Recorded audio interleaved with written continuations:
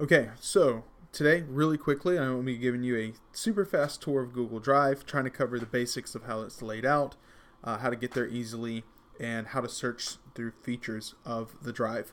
I love that Google gives you this matrix as soon as you log in. It's the most useful thing, I think, one of the most useful things they've ever created. If you click over here, all your attached apps to your Gmail or your Google account are here. So we're going to go to Drive. So fast, so easy to get there.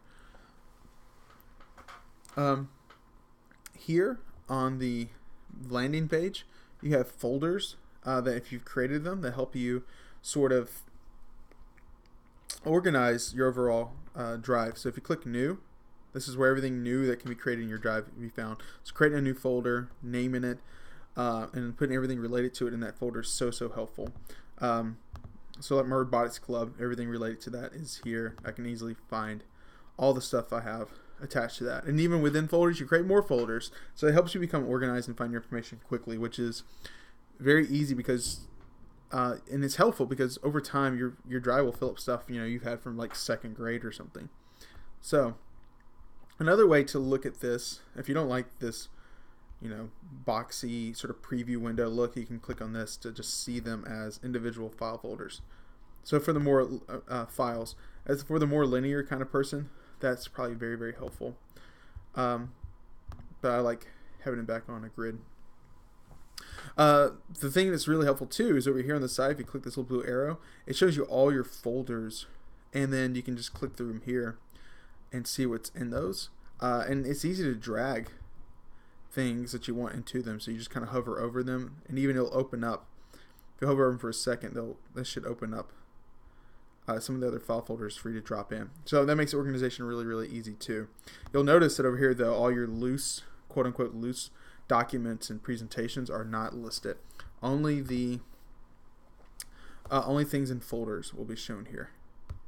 So that's the stuff that you own, but things that people have shared with you are available here as well.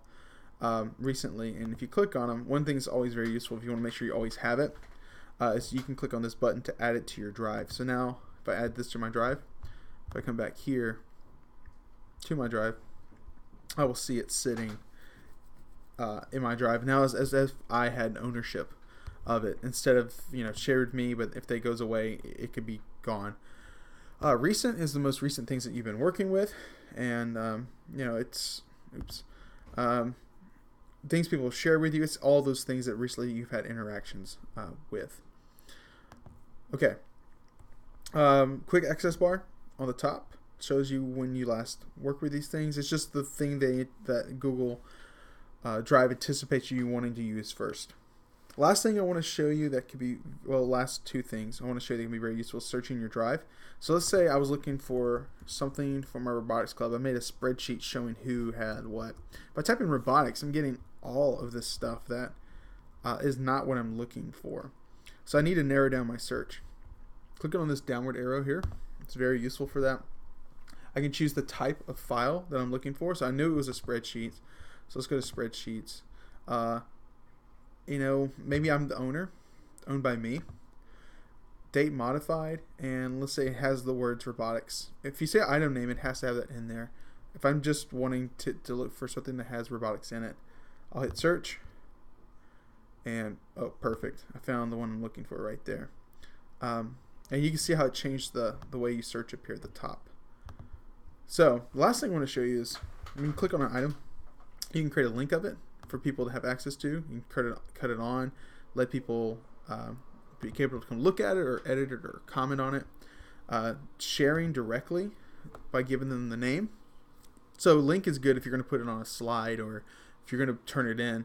Sharing is explicitly given that to that person, and you can change it so that right now private only I can access. But if I click on this, people in Alamo Heights can go find it easily. And I can change it so that not only can they view, but they can edit or comment.